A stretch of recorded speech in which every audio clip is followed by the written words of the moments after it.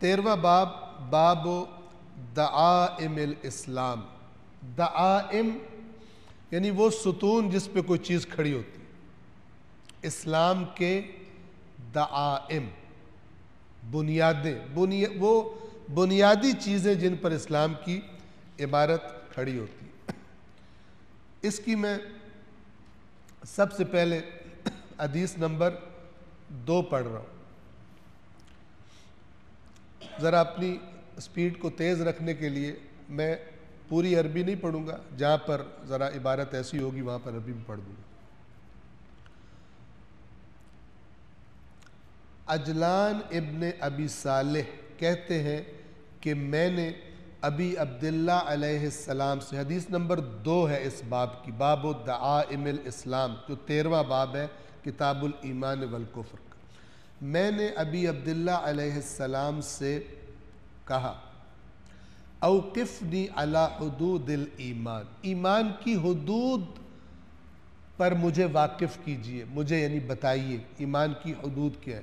یا حدود سے مراد بنیادیں، یعنی اگر وہ نہ ہو تو انسان ایمان سے باہر چلا جاتا ہے، اس کا ایمان صحیح نہیں. تو امام نے فرمایا پہلی چیز شہادت اللہ الہ الا اللہ، اس بات کی گواہی کہ اللہ کے سوا کوئی معبود نہیں. وَأَنَّ مُحَمَّدَ الرَّسُولُ اللَّهِ، اور یہ کہ محمد اللہ کے رسول ہے. توجہ فرمائیے غور سے.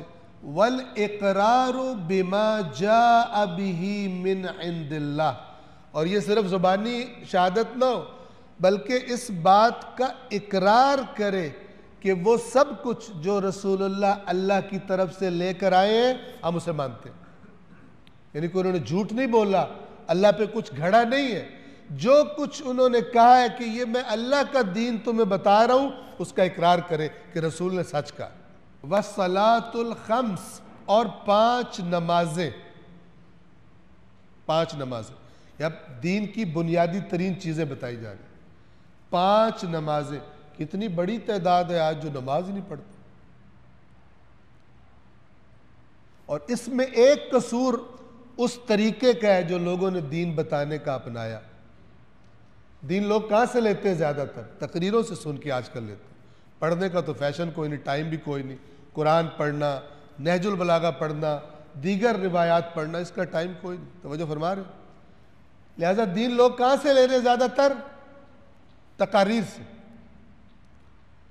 تو معاشرے میں جو دین کا آپ کو رزلٹ دکھائی دے رہا ہے اس میں بڑا کردار ان تقریروں کا ہے.